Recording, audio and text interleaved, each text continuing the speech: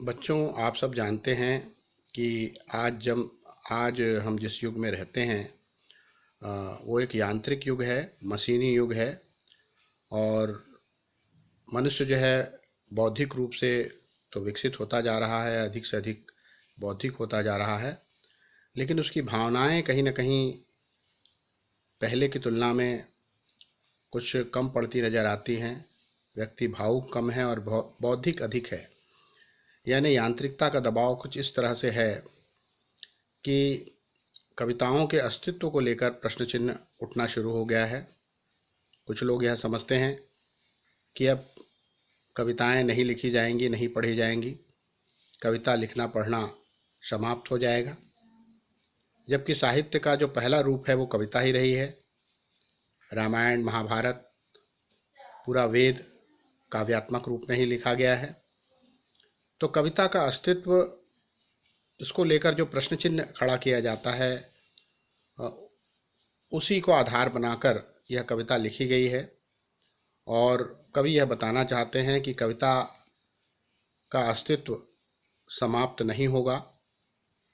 कविता एक ऐसी रचनात्मक ऊर्जा से उत्पन्न होती है कि वह कभी समाप्त नहीं होगी। तो हम कविता का अर्थ समझने का प्रयास करेंगे।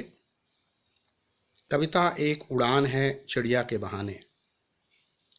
कवि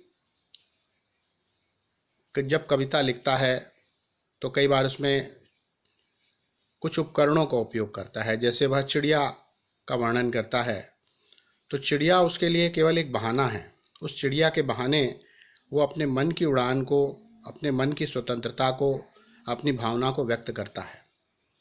तो कविता एक उड़ान है चिड़िया के बहाने। कविता की उड़ान भला चिड़िया क्या जाने। चिड़िया ये नहीं जान सकती कि कविता भी उड़ सकती है, जबकि कविता भी अपनी भावनाओं और अपनी कल्पनाओं की उड़ान भरने की क्षमता रखती है। बाहर भीतर इस घर उस घर, कविता के पंख लगा उड़ने के माने चिड़िया क्या जाने।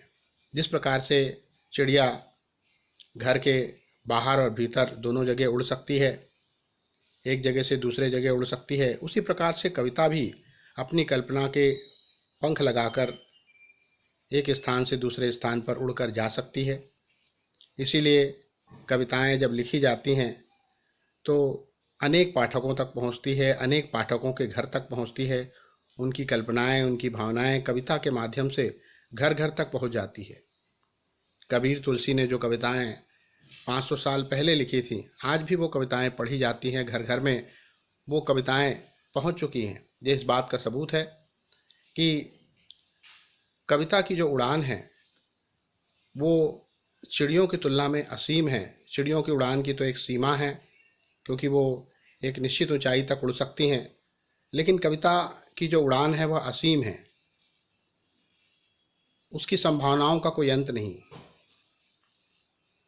क्योंकि कल्पनाएं यदि असीम हैं तो कविताएं भी असीम ही होंगी, क्योंकि कविताओं का आधार भी कल्पना और मनुष्य की अपनी भावनाएं होती है।